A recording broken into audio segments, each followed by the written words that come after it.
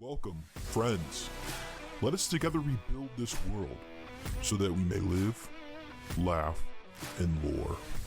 I was going into Toshi Station to pick up some power converters. I can bring you in warm, or I can bring you in cold. Not listening. I'm not listening. Oh, that took. Program loaded and ready. Make it so. Welcome to the Live, Laugh, Lore podcast. We're your hosts. I'm Tony. And I'm Mark. And today we are deep diving into Ilvermorny. Yes, the North American School of Witchcraft and Wizardry. And, you know, for sure there's so much going on and definitely want to get right to the topic. But at the same time, Mark, I have two really quick orders of business to get through. Go ahead. First and foremost, we normally don't showcase our drinks. Listeners, you might hear a clink of the glass every once in a while. You know, Mark and I enjoy a beverage, just to kind of take the edge off, but also just because we're having fun and enjoying each other's company. And so I've been drinking my mead every once in a while. And so the honey in which I use is my neighbor's honey. We're, out in the country, so I use my neighbor's honey. And I was telling him, hey, well, by the way, I use your honey to make mead. He's like, no way, I make mead. So just recently, I bought a few extra bottles, and I was like, you know what, this would be great. A little, kind of like a little smaller bottle. It's not like a huge, big bottle, but it's a little smaller. But I put mine in there, and I handed it off to him and said, hey, the only thing is that you and your wife enjoy this, but whenever you're done, just, either come back, bring it back clean, or fill it with your own stuff. And man, he just came in full force, because he's like, I've never been able to share my mead. So he filled my bottle that I gave him back with this beautiful sizer. It's a mead, but it's like, juice instead of normal water. But he brought this beautiful sizer here. It's fantastic. It's so good. I got really tell him how great he did on it. But also he got me two other big bottles. So it was so great. It was the first time, just think about it. Mead was this big thing thousands, hundreds of years ago. And now in this day and age, we're both sharing this, this cool bond, and we're both brewing over it. It's a really cool thing. It's great for a neighbor, and I don't know. I just wanted to showcase it just because I'm just totally blown away. And so I don't know how we do this with other followers, but if you make your own brewing alcohol or anything like that, definitely let us know about it, and kind of share your thoughts or some of your brews, and I'd love to try them out, especially in the meads. That's definitely easier to do. But talking about this day and age, here's on to section 2, Mark. Okay. Or topic 2, rather. I was doing all that editing last night, right? For the episode 15, which is just released. Awesome. Sean was a fantastic guest. I knew it was going to be such a hot episode. Holy cow. The Titans come in. Absolutely. Loved it. It was fantastic. But what's even cooler was I was looking at YouTube today. So, by the way, when I post all this stuff, I'll be honest, I'm not a sound engineer. I'm not a video editor. I don't do this every once in a while. I just, put up my MP4 and I, send it and bag it and tag it. I don't even think about it. Go on your merry way. Yep. But there's all these pre-processing or post-processing tools that YouTube does that basically tells you, by the way, we're going to check you for if you using any songs, right? And make sure you're basically above board. You're doing everything that, this is my original content. I'm not taking anyone else's. They can't flag anything down for inappropriate language or pirating of whatever it may be, and basically giving dues, because if we were actually a monetized podcast, then that would follow up. Right. But we mentioned 2 people in our last episode, right? Mm-hmm. And we mentioned Bruce Springsteen. Yep. Because we were saying Glory Days. And we mentioned J.J. Abrams, because he was the director. On YouTube, it tagged those 2 people. It literally said 2 people that was mentioned in this podcast, and it brought in Bruce Springsteen and J.J. Abrams. Wow. I was blown away. I'm like, okay, that's first crazy. There's some AI. I mean, it's really not that crazy, right? Well, yeah. No. It is crazy, but I'm just saying, as a computer scientist, I can step back and go, or software engineer, whatever you want to call me. Right. I don't really care. I understand how it was done. But yeah. I can understand the expecting process, but it's so funny. It was like a kid on Christmas. It's like, dude, I know Santa gets the milk and cookies, but at the same time, too, this boy drops off these presents. This is crazy. I was just so blown away. It was so cool to see. I don't know. That was something little, but I thought it was kind of cool. So J.J. Abrams, if you want to leave a review, go ahead. And Bruce Springsteen, the boss. And boss. Yeah. The boss, always. Yeah, he loves the lore. He has to, right? Maybe we'll do an episode on the boss lore. Yeah, the boss lore. We'll bring in Uncle Bill. Yeah. But, no, that'd be fantastic. But sorry, Mark, let's get right back on the topic. Those are my 2 things I wanted to bring up. I thought they were so cool. But yeah, here we are. Ilvermorny. So this is an episode I've been kind of wanting to do since the beginning of the podcast, and we just haven't had a right time to do it until now. We just decided, let's just do it. So there's a lot to unpack here, but I think it'll be a good episode, Tony. Are you ready to go on this journey? Oh, I'm absolutely ready to go, because this is more of like, I think this is your shtick. I mean, we did a little bit of research together way back when we were doing like Pottermore and stuff, but this is up your alley. I'm really excited to learn more about this, because I actually don't know too much about this. Yeah. So before we go into Ilvermorny, I wanted to touch that there's actually a total of 7 wizarding schools across the globe. Okay, that threw me off. 7? Yeah. So they only show... Dude, why is it just a Tri-Wizard tournament? What happened to the other 4? They just aren't involved, right? And the real answer is because J.K. Rowling hadn't thought about it yet, you know? Okay. It wasn't just like the European circuit where they did, you know... Is it Euro? Oh, whatever. I'm not going to get into it. But three European schools. So these first ones, we don't really know when they were made. Okay. It just, we know that this is the Japanese one or the Asian one, serving the Asian students. We know it's from ancient times. So that's the oldest school. It's called Mahatakoro. Okay. I don't speak Japanese, so forgive me if I'm butchering the pronunciation. But it is located at the topmost point of Minami Iwo Jima. Oh, okay. So a lot of these are on like a mountaintop. Mm-hmm. And they are all covered in, various incantations to protect it, so muggles cannot see them. And it often looks like a cloud of mist. Others, it looks like just ruins, like Hogwarts looks like a castle in ruins. Oh, I didn't know that was actually the outward facing of it, yeah. Mm-hmm. So you got that one. Then you have the African school, which is called Ugadao. I did know this one. You did know this one? Only reason why is you should know it too. So Mark was just blessed with the new Xbox. You should be playing Hogwarts Legacy, my friend. I haven't. I know. I need to. I really need to get into it. Okay, no worries, but they bring that up. Yeah. So that one is on the top of the Mountains of the Moon, which is in western Uganda. Oh, cool. Then you've got Castel Buxo in South America. It's in the Amazon rainforest in northern Brazil. And then you got... Oh, my gosh. Can you imagine Can you imagine their Forbidden Forest? Oh, in the Amazon rainforest? Yeah. It makes the Euro one look like child's play. You know, that's a... Then, of course, you got Hogwarts, which is located in the Highlands of Scotland, near Dufftown, as they told us in Prisoner of Azkaban. So those 3, Ugadao, Castelbuxo, and Hogwarts, are all founded in about the 10th century, so about the same time. Okay. So then you've got the other 2 European schools. You got Beauxbaton's Academy, and then Durmstrang Institute. I didn't know it was an institute until I was researching. Interesting. Okay.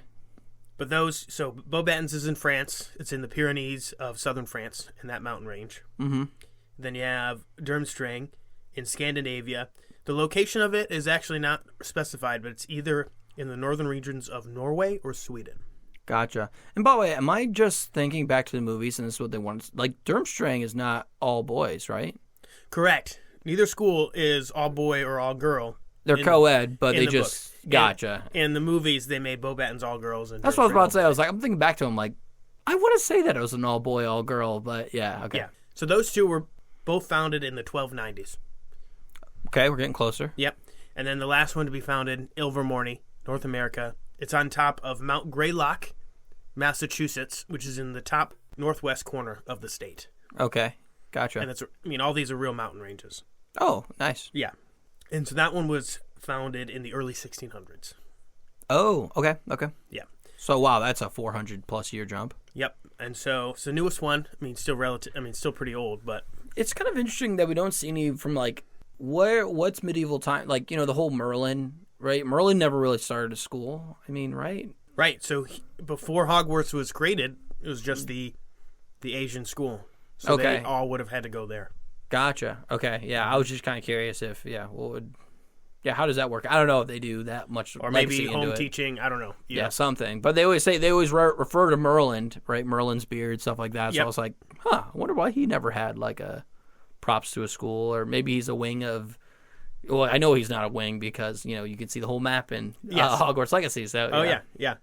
So we're actually going to get to a Merlin of Ireland, because the founder of Ilvermorny is an Irish immigrant to America. Oh, and cool. We'll go into that.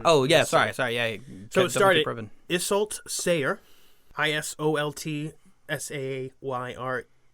Isolde Sayre, born in 1603 in the valley of Cumlagra, County Kerry, Ireland. Ireland, yeah. Yeah, okay. which is like the southwestern portion of Ireland. She was born from 2 pure-blood wizarding families, and we'll get into that in just a second. Her father, William Sayre, a direct descendant of the famous Irish witch Morrigan, actually is a real person from Irish mythology. She's a goddess known for several different powers, and actually one of her powers is shape-shifting, and she could Animagus? most oftentimes she turned into a crow. So yeah, she's a recorded animagus as a crow as her Cool. I like that. That was brilliant on JK's part. Yeah, right? I like that. So it mentions here that Isolde had a lot of similar interests with her direct ancestor. So her father nicknamed her Morgan when she would do stuff. So just like a, fun nickname.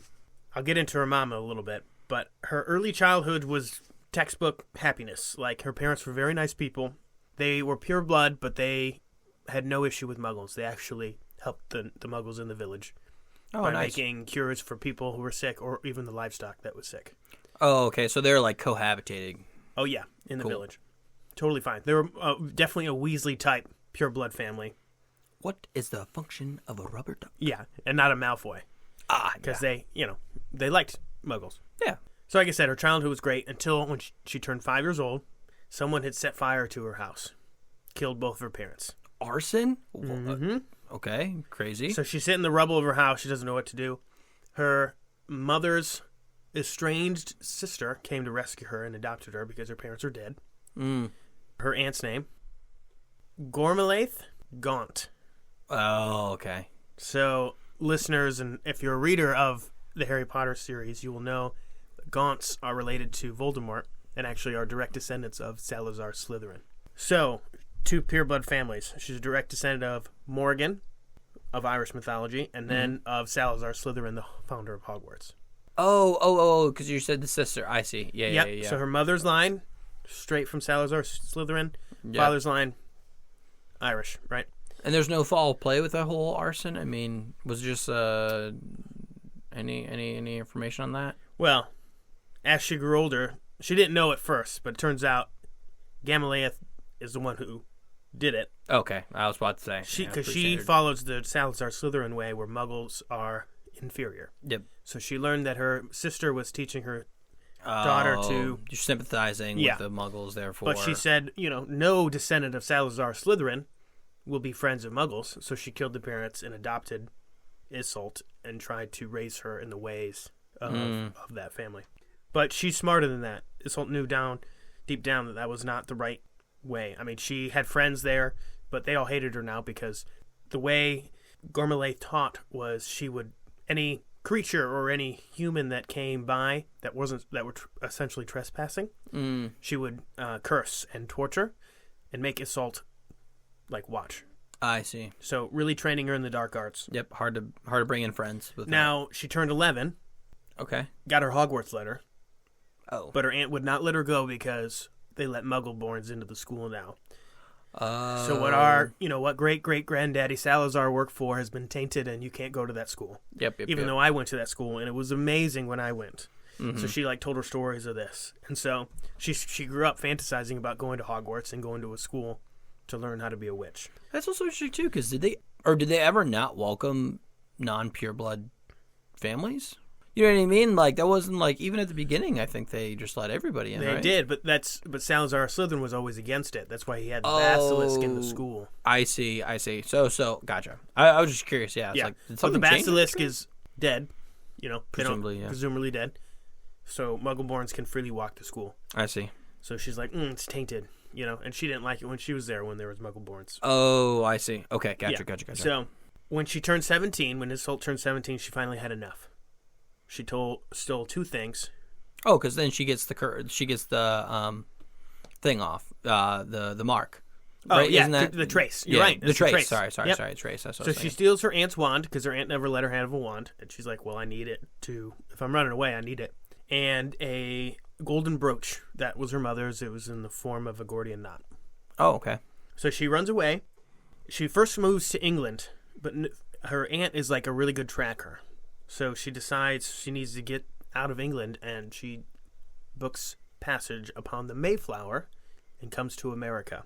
Oh, that's cool. She uses the name Elias Story, which is an actual person who was on the Mayflower, Oh, wow. Yeah. who died a few months after the Mayflower landed. So really nothing's known about him. Yeah, it died, question mark. Yeah, Yes. yeah. So she portrays as Elias Story and leaves like shortly after the ship lands in Plymouth. So no one knows where this boy is, so they just mark died, during the winter. Girl. Well, she's pretending to be a boy to get passage over. Oh, I see. Sorry, yeah. Yep. So now she's in America.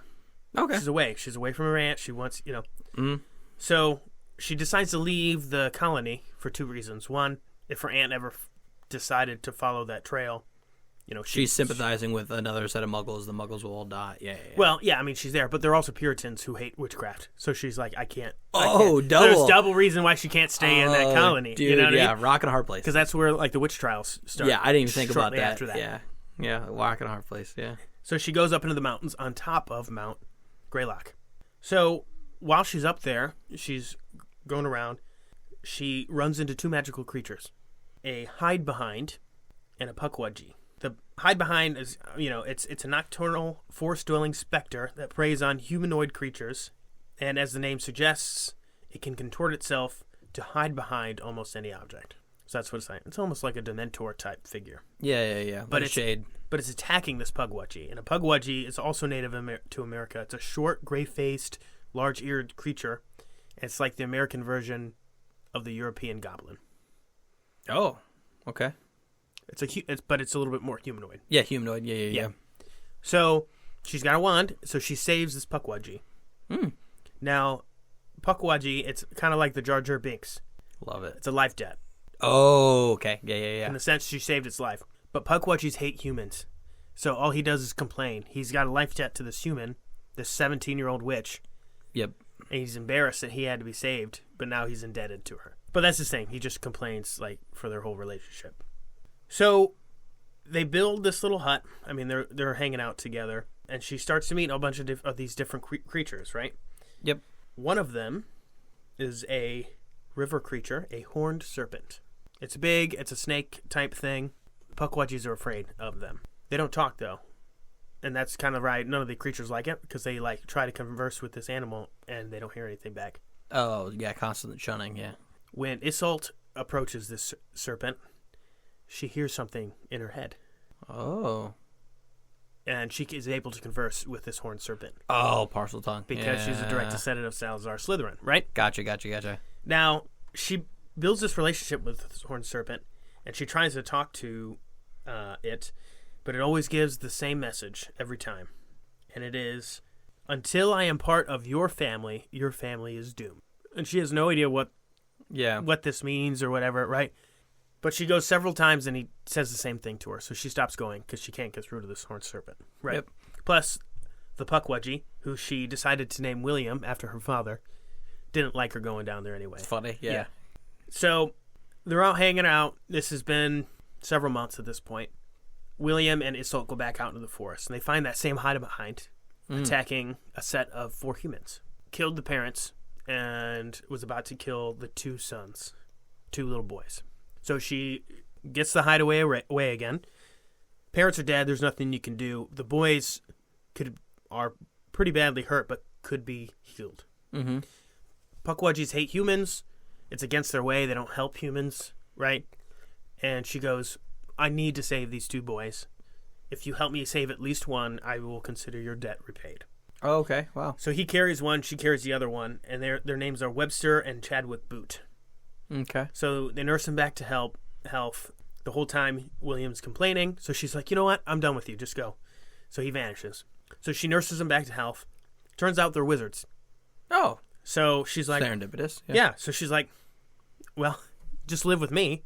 I'll raise you, right? Mm-hmm. Now she's got humans to talk to. But she's sad because she lost her only other friend, the puckwudgie. Yep. Well, yeah, friend, yeah, acquaintance. Yeah. So... Other being. Everything's going good, right? Mm-hmm.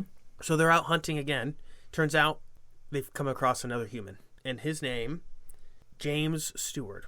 A muggle, or a nomad, is what North American muggles are called. You found that out in the Fantastic Beasts movies. Nomad.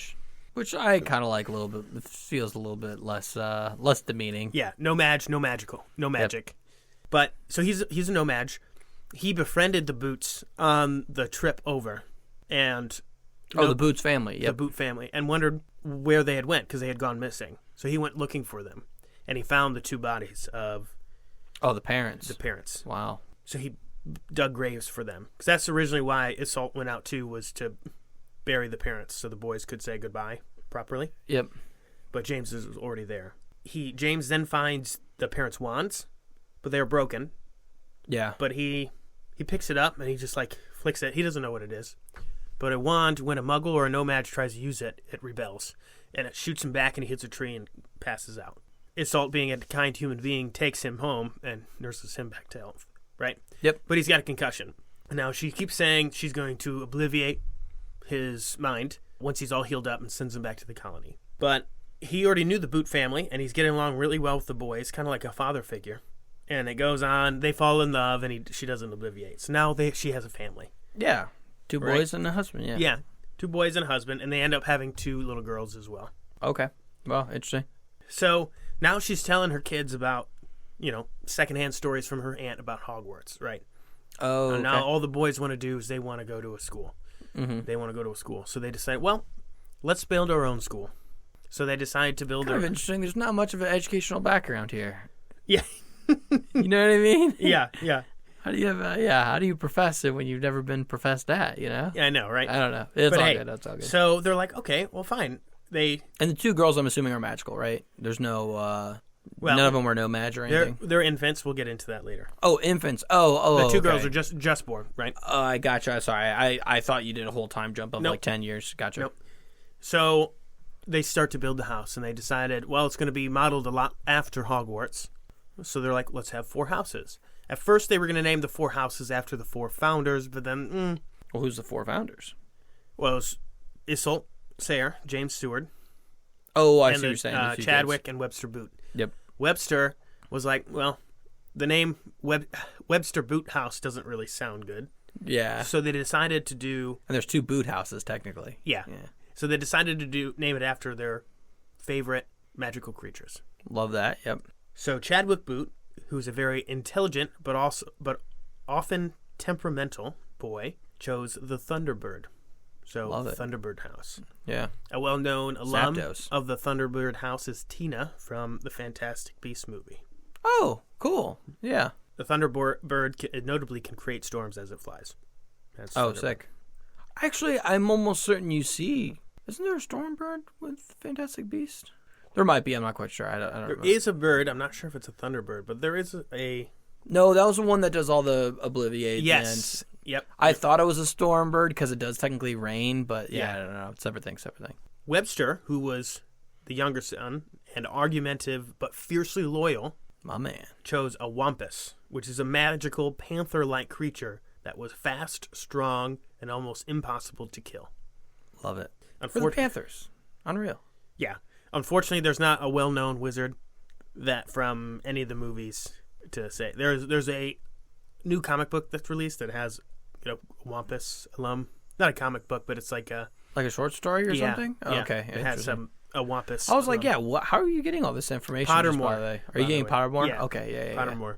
Isolde, of course, chose the horned serpent because she always felt a strange kinship to it. And she doesn't know why, but we know why because she's... Oh, she wasn't told about Salazar Slytherin stuff? No, her aunt didn't tell her anything about it. I mean, she You knows think she'd be all in. She knows who Salazar Slytherin is, but she doesn't know Parcel Tongue as a...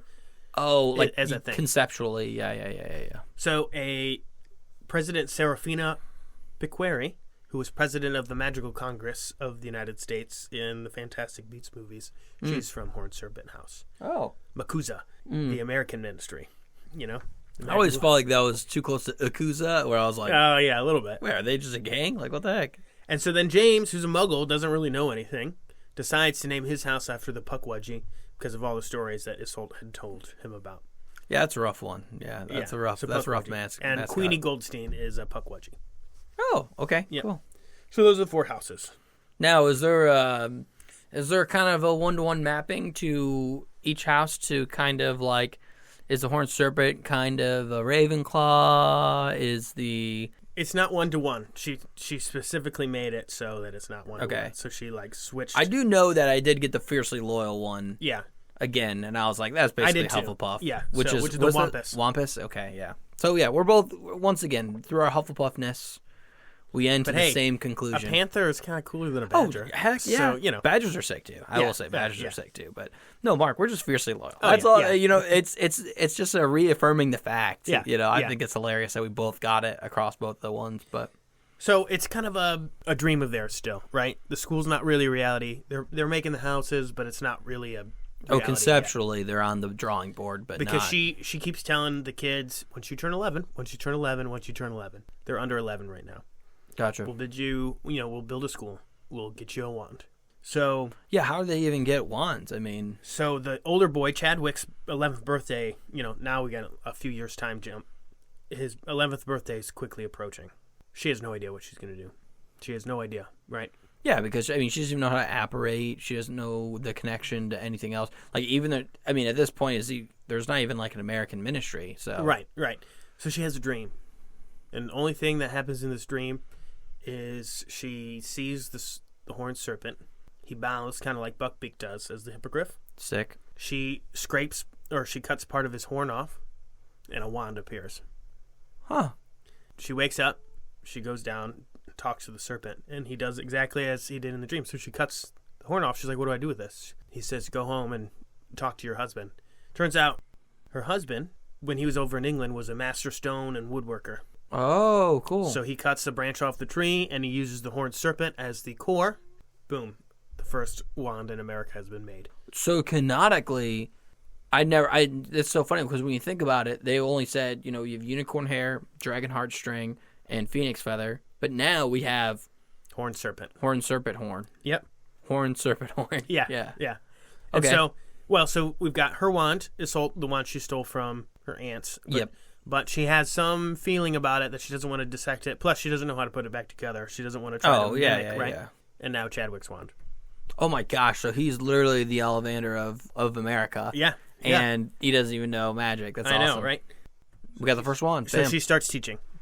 By the time Webster, the younger boy, turned How does she 11, know? She was never taught. I No, mean, but she kind knows, Of, you yeah, know. yeah. It's kind of like Luke teaching, right? I mean, he doesn't know a whole lot either, Mm-hmm. But He opens himself up to the Force, and we're Yeah. good to go. So by the time Webster had turned 11, the reputation has kind of spread locally to like the Native American tribes, other wizard families that had come over from England, right? And like a Wizard Weekly. Well, I mean, just word of mouth, right? Yeah. And so students were coming. And now their family was the only ones that stayed over, right? But it was just people were coming over locally. Yep. But they were able to build this little hut. Well, they had a hut and they turned it into like a stone structure. And she named it Ilvermorny because that was the name of the house she grew up in after her parents' house. I see. Okay. So this is about 1634. So she's in her early 30s and Wait, she's in her early 30s? well, she was born in 1603. So this is when she's about 31. Oh, but those aren't her kids. Sorry, that makes sense. I was Yeah. like, wait, they just turned 11. That doesn't make a lot of sense. Yeah. So this is good. So this is about the time when the daughters were born. Martha, named after James's mother, and Ryanok, which was named after Isolt's mother. So things are good. Rhinox is a sweet name. I know, right? Things are good. They are beyond happy. They have a school. Everything's going good. Yep, and some of the local community knows about it. So a few more years go by, and word spreads back to Europe of there's this new wizarding school in America. Yada, yada, yada. Her aunt hears about it but doesn't know. Then she hears, the headmistress goes by the nickname from the beginning of the Irish witch. Oh, Morgan?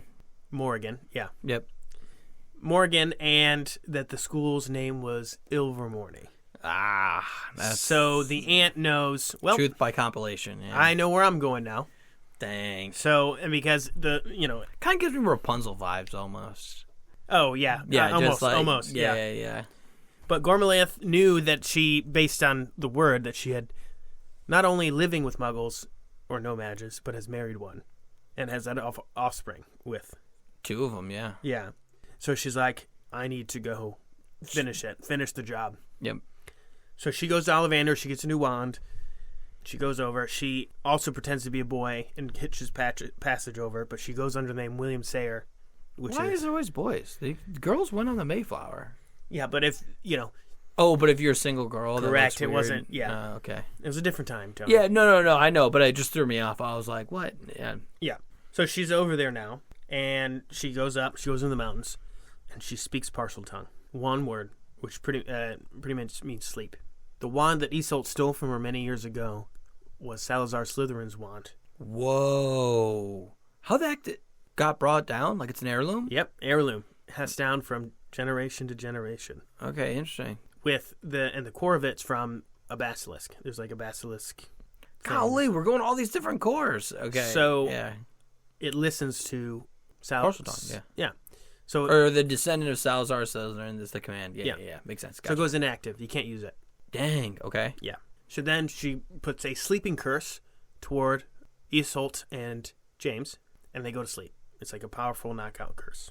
Oof. Yeah. So now she's going up. Now she's asleep. She's going to go up and kill him. Bob's your uncle. She didn't know what the rumors didn't say. There was 2 other people in the house. She was going to kidnap her great nieces, kill the parents, but she didn't know that the adopted boys were there. So their cores are also from a serpent, but not a basilisk.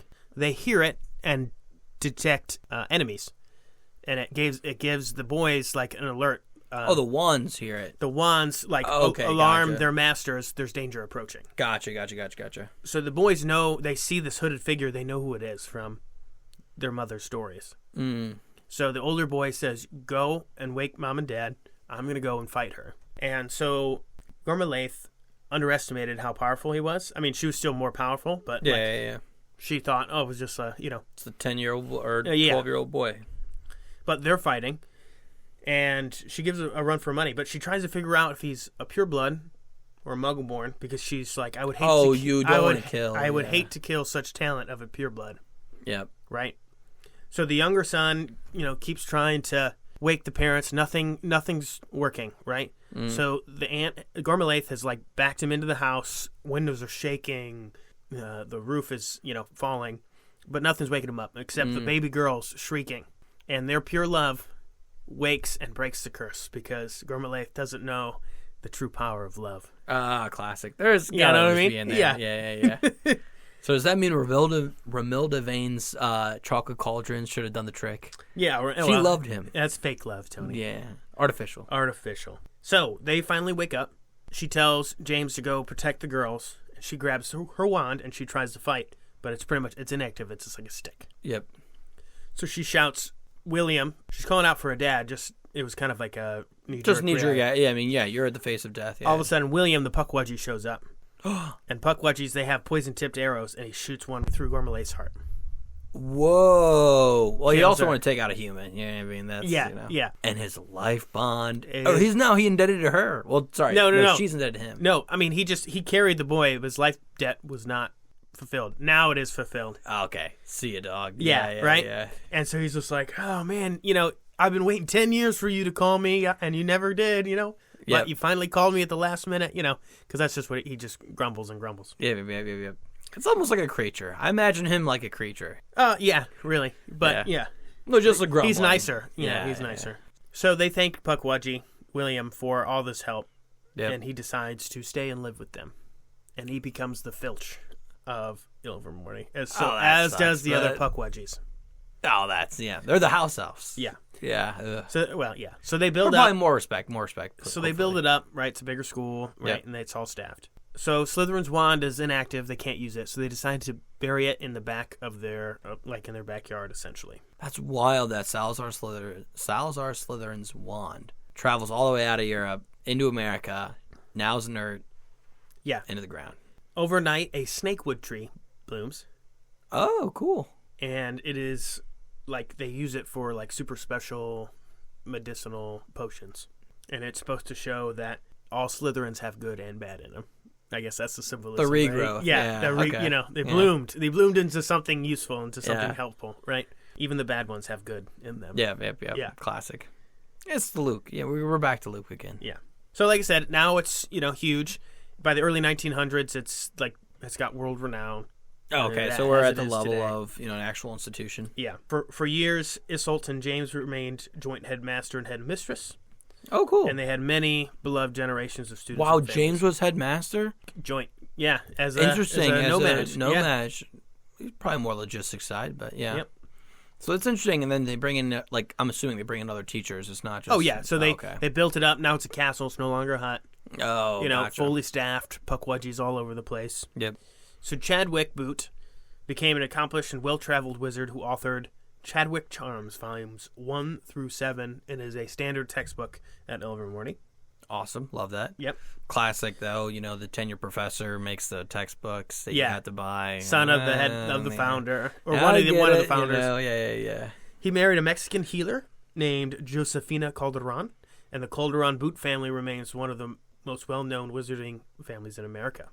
Wow. Okay. Yep. What about the other boot? Yeah, so Webster, prior to the creation of the MACUSA, Magical Congress of America, the New World was short of wizarding law enforcement, so he basically became a aura for hire.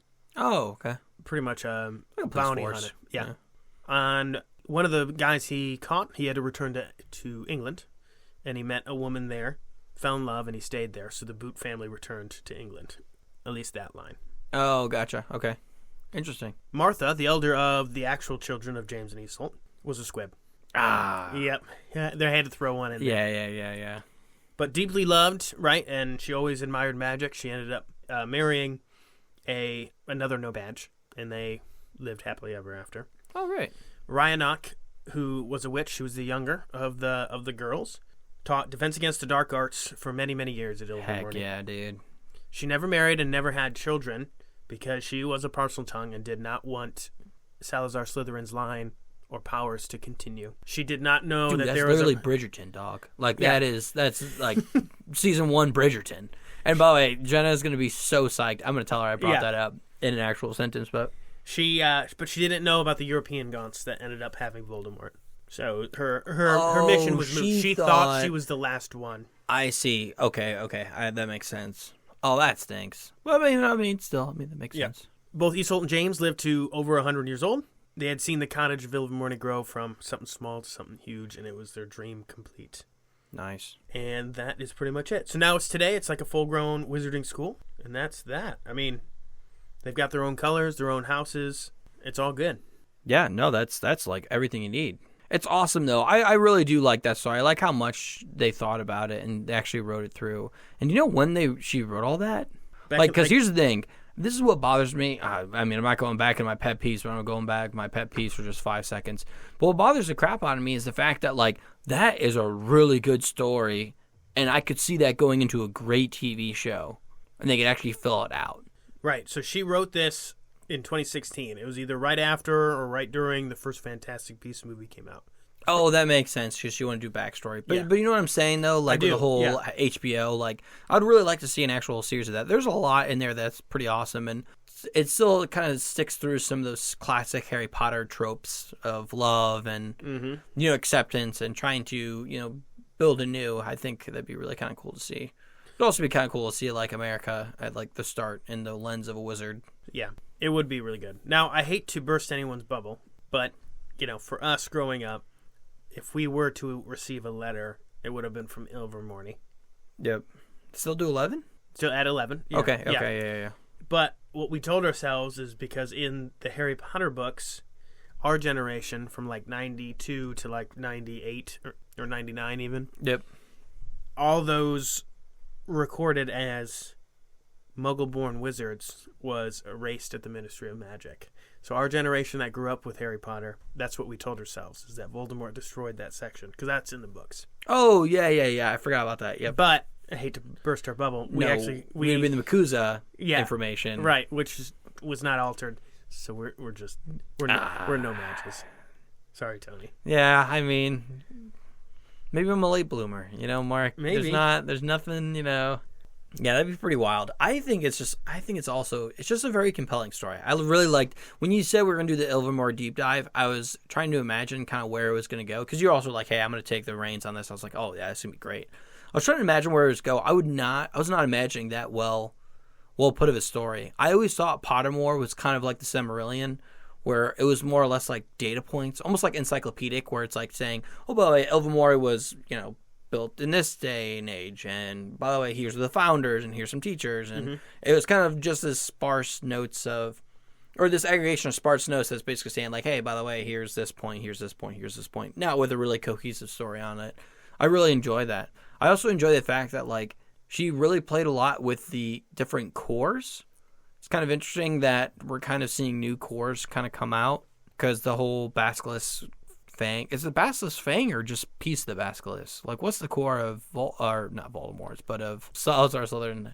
It's just like a piece of the Basilisk, right? Yes, I'm trying to see if it says what piece. Yeah.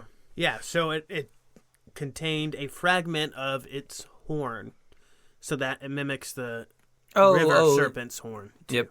So Basilisk listens to Parseltongue. The horned serpent does not. I see. Cool. No, that's awesome. I really like that. I like the fact that it's kind of playing on all that, and it's really cool. I really like that story. I really enjoyed it. Yeah. So, I mean, it's just a different world that we don't really see in Harry Potter, so. It's a compelling one for sure. I think that's what's kind of cool about it. And I think there's like, it'd been kind of interesting too, because I think if Voldemort would have known about that wand, that would be a really big deal too, because like that's kind of like the whole heirloom. But I guess maybe he didn't really care so much. Mm-hmm. Well, I guess he got Slytherin's locket. I think that was good enough for him. But if he wanted to double down on Horcruxes, maybe get the Slytherin wand in there too. But that's super cool, dude. That's awesome. Yeah. I totally appreciate all the information. Yeah. I think that's really cool. I think that was fantastic. Yeah. Any other questions? Did that kind of sum it up for you? I think that summed it up for the most part. I really kind of like how they built out the school. I just would like to know more of... It'd be kind of cool to see like a sorting hat explanation of each of the houses. You know what I mean? Like kind of explaining out like what kind of virtues would be interesting, or what virtues of interest kind of bring you toward these houses. And the second thing I'd be really curious on is the ghost. If there'd be some pretty cool ghosts in there. Yeah, I don't know about the ghosts. I know that their sorting ceremony is a little different. Okay. So when you walk in, there's like stone statues, marble statues of all four of those creatures. And then there's also the Gordian knot brooch. That's awesome. So it's another piece of clothing. So you go up and you stand underneath the brooch, and essentially the statue will move of one of the houses that wants you. Oh, cool. Yeah, so it's kind of cool. So it's highlighted on the brooch from her mother. Yeah. Oh, that's interesting. So I like that. They put it. Yeah. Yeah. Put it in a place of good.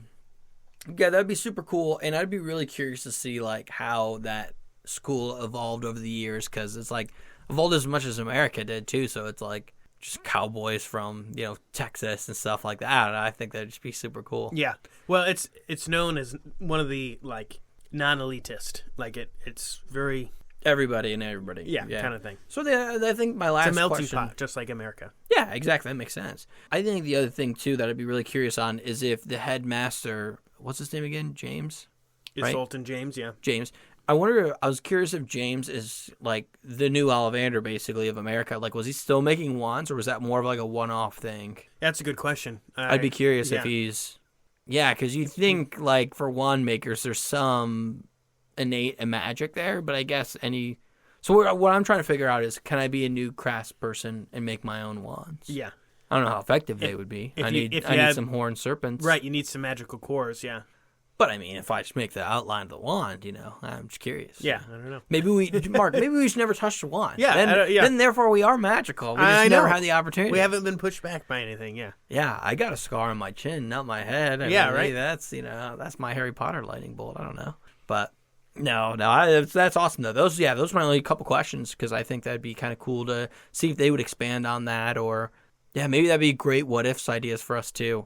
Oh, figuring out the different ghosts. Oh, that would be cool. Yeah, different ghosts, or just like, I don't know. I think culturally, it'd probably be pretty unique, because America is such a melting pot, especially toward the beginning stages all the way up. That'd be really cool to see how the students in the school evolve. I don't know. I think that'd be a really interesting problem, because, but Hogwarts kind of has that weird like, it's not really evolving with the time. You know what I mean? It kind of stayed with its robes. It stayed with the traditions. So maybe Ilvermorny.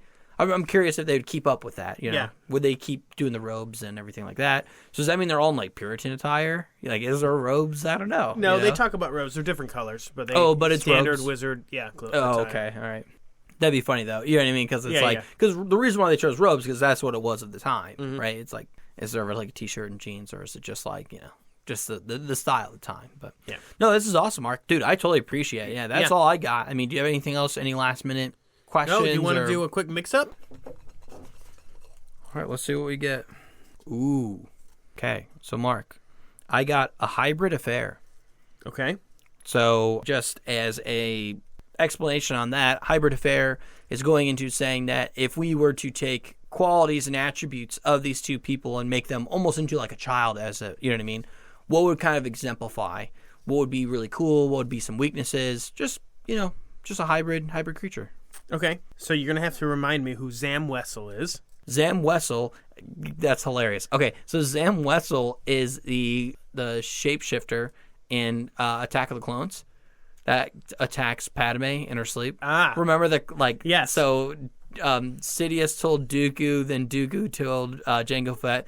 Jango Fett told Zam. Zam told the robot. The robot did the poison centipede. Yeah. She's Zam Wessel is that one. Okay. And then she dies, right? She dies by the poison dart. And then you got Crab/Goyle, the lackeys and friends of Draco Malfoy. Okay, well, this is perfect, Man, a hybrid affair with those two. So first off, I think it's so funny because the hybrid affair, is all about taking qualities from them. So already the fact that this is a shape-shifting, not an animagus, but an actual shapeshifter with magical abilities, I think that's unreal. Oh, yeah, for sure. I think there's so much utility with that. Mm-hmm. And the fact that, when she gets hit, then she goes back to, her normal state, which is, that lizard thing. But no, she's, an accomplished bounty hunter. But Crab and Goyle, are they, They're loyal. They're magical, but they're not, are they the go-getter? No, but they've got loyalty and they've got magic, right? So I think that's basically kind of what you really want. Now, what are some negatives that you see from this kind of hybrid? So those are kind of the positives, right? So that's why I kind of like this question. You can kind of look at it from both ways of, so you have utility attributes, which is like the magic, the shape shifts changing. The negatives, which is really funny, are these are historically two negative characters. Yeah. In their respective franchises, meaning Zam Wessel is, like I said, she was the one. Hopefully I gave enough backstory on that, and that's everyone followed that chain. Yeah. But she was one of the bounty hunters in the process of attacking Padme while she was asleep. And then Crab and Goyle, of course, are, Draco Malfoy's lackeys that aren't really doing the best of things, but I guess, they're just bullies. They're bullies. They really don't have minds of their own. Yeah, do they do anything crazy, though? Not really. Bad? Well, technically, one of them throws a killing curse at Hermione. That's true. Right? That was one of Crab and Goyle. It throws me off because of the movie. The movies throw me off because they took away. Well, one of them died, I think, right? No, got in trouble. Got in trouble, so they. Yeah, it was like he got in trouble. He was arrested. It was Greyback. Greyback died. He Jake Lloyded. Yeah. Yeah. But I think they actually have different charges now that I'm thinking about it. But I actually don't know the two he got in different trouble. charges. Yeah. They got in trouble. Legal and police. Yeah, he was in jail. Yeah. So that's interesting though. So wait, who you said that died? I'm pretty sure the actor for Greyback, the werewolf, died. Oh, yeah. But, no, but going back on that, I think they're just negative characters, so I think some of those negative attributes are going to clearly come out. Yeah. I feel like you're just going to... They're in for themselves. They'll turn on you. Yeah, and I think it's going to go to, it's funny that you said there's loyalty, but it was more or less loyalty for the sake of, they know they can get up in the world because Malfoy was this... Well, it's like Voldemort says to Pettigrew, he came out of fear. Not loyalty. Exactly, so that's pretty much what it is, yeah. Yeah, and that's the same thing with Zam Wessel. Zam Wessel was very much I'm getting paid for this job, and it was a very lucrative job because But she was about to tell. She was about to give the dirty deeds. You're right. You know but what? then Django killed her. Yeah, but you could argue the fear of death. Yeah. She was once again looking out for herself, going, I'm not going to die with this information, which I love when you see freaking Zeb. I think that's his name, the fry cook. Or no, well, he was in charge of the cafe. That's where Obi-Wan takes it. Is it Zeb? What's his name? I think so. Jed? It's something like that, but Jetster. Dex, because he calls him Dex. Dex. It's Dex. Okay, I don't know why I was thinking that, but yeah, it's Dex. Okay, thank you. Yeah, Dex. I want to know a story about how they became friends. Dex and Dex. Yeah, I would love to know that too. I wish they should have done a Clone Wars episode on that. That would have been good. That would have been really good. Yeah, it's like, why the heck? And also, how does this cafe owner know about sophisticated Kaminoan. He's seen some ish. Yeah, 1000%. But it's just so funny that, like, yeah, why? One, how does he know this? And two, the Jedi archives are even deleted of Kaminoa. Kaminoa? What's the planet? Camino? Camino. Jeez. Kaminoans? Kaminoans. Yeah, Camino. Jeez. Yeah, I went too hard on that. So we're getting way off topic, but we're on topic, Mark. Anything lore is on topic. True. Yeah. And you would think the librarian Jedi that runs the archives. Yep. She's been there forever. She probably would have heard of Camino at any of them. Any of the Jedi you would think have heard of Camino. But it's so interesting because it's like the law of numbers. Because there's just so many. There's so many planets that maybe that would just go out of the way, and it wasn't like I'm not quite sure the general location of that one was, but I don't feel like it was in a well-known area.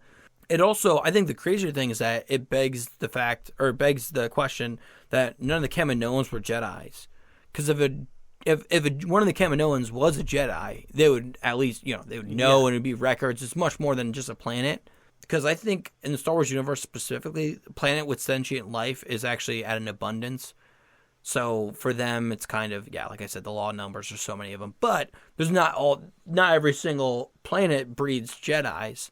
So, I think that they probably keep those more under lock and key. So that's what that's my logic. Yeah, must be. Yeah, that's kind of crazy. It kind of sucks that none of them ever made it into being a Jedi. Well, maybe they will. I don't know. Because, I gotta look it up. We never saw. Now we're seeing Wookiee Jedi, right? But up until recently, we didn't know that was a thing. Yeah, you know what? That's a really good point because, they started doing that in Fallen Survivor and stuff. Oh, man. Okay, so sorry. My logic was wrong, but it's cool to know. So there was a Kaminoan Jedi.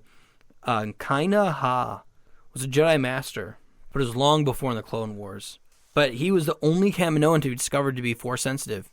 And her powers become a Jedi Knight.